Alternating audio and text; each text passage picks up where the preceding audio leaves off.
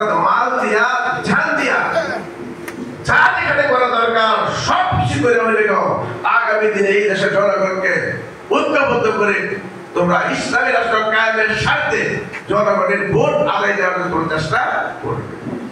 তো সামনে আমাদের যে লক্ষ্যে আমরা কাজ করছি কোরআনের শাসন কায়েম করা, এই দেশের মানুষের হাসি ফুটানো, অন্যায় অনাচার দূর করা, সমাজের বৈষম্য দূর করা, চাঁদাবাজ লুটপাট মানুষের অধিকার কি এগুলো সঠিকভাবে বন্ধ করার মাধ্যমে মানুষের অধিকার নিশ্চিত করা, এইগুলো যদি করতে হয় ক্ষমতা ছাড়া সম্ভব কি ভাই? ক্ষমতা ছাড়া কি এগুলো দূর করা সম্ভব?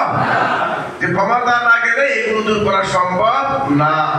সুতরাং আমরা যদি এই বৈষম্য দূর করতে চাই, অনাচার দূর করতে চাই, লুটপাট দূর করতে চাই, চাঁদাবাজি দূর করতে চাই, মানুষের দখলদারিত্ব দূর করতে চাই, হুমকি দুর্নীতি বন্ধ করতে চাই, মানুষকে যদি মানুষ হিসাবে বাস করার সুযোগ সৃষ্টি করা, পরিবেশ সৃষ্টি করে দিতে চাই, তাহলে ক্ষমতায় যাওয়া ছাড়া এইগুলো করা যায় কি বলে ঠিক কিনা?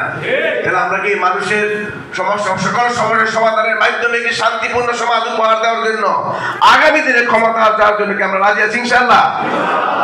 আর যদি রাজি থাকি তাহলে এই জন্য দরকার কি? জান এবং মাল দিয়া কি করা? চেষ্টা করা।